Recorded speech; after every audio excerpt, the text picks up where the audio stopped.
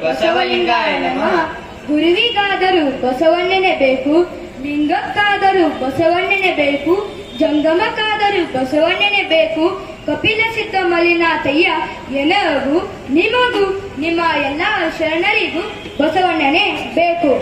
ಬಸವಣ್ಣನೇ ತಾಯಿ, ಬಸವಣ್ಣನೇ ತಂದೆ, ಬಸವಣ್ಣನೇ ಪರಮ ಬಂಧು ಎನಗೆ ವಸುದೀಶ ಕಪಿಲ ಸಿದ್ಧ ಮಲ್ಲಿಕಾರ್ಜುನಯ್ಯ ನಿಮ್ಮ ಹೆಸರಿಟ್ಟ ಗುರು ಬಸವಣ್ಣನಯ್ಯ.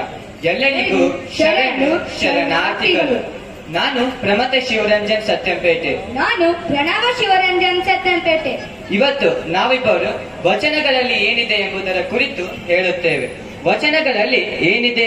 ವಚನಗಳಲ್ಲಿ ಬೆಳಕಿದೆ, ಬದುಕಿಗೆ ದಾರಿ ಇದೆ, ನೊಂದವರಿಗೆ ಸಾಂತ್ವನವಿದೆ, ಪ್ರಶ್ನೆಗಳಿಗೆ ಉತ್ತರವಿದೆ, ಸಮಸ್ಯೆಗಳಿಗೆ ಸಮಾಧಾನವಿದೆ, ಜನಪರ ಧೋರಣೆ ಇದೆ, ಜೀವಪರ ಸೆಳೆ ಇದೆ, ಜಾತಿ ರಹಿತ ಕಾಯಕಗಳು ಇವೆ, ಸಾಮಾಜಿಕ ಸಮಾನತೆ ಇದೆ, ಆರ್ಥಿಕ ಸಮಾನತೆ ಇದೆ, ರಾಜಕೀಯ ಪ್ರಜ್ಞೆ ಇದೆ, ಲಿಂಗ ಸಮಾನತೆ ಇದೆ, ಅರಿವು ಗುರುವಾಗಿದೆ, ಆಚಾರ ಲಿಂಗವಾಗಿದೆ, ಲಿಂಗ ಭೇದ ರಹಿತ, ಜಾತಿ ಭೇದ ರಹಿತ, ವರ್ಣ ಭೇದ ರಹಿತ, ವರ್ಗ ಭೇದ ರಹಿತ ಸಮಾನತೆಯ ಧರ್ಮವಿದೆ.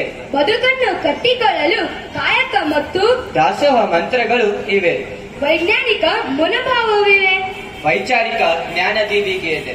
ಮಾನವನ ಆತ್ಮೋದ್ಧಾರಕ್ಕೆ ಬೇಕಾದದ್ದು ಎಲ್ಲ ಇದೆ.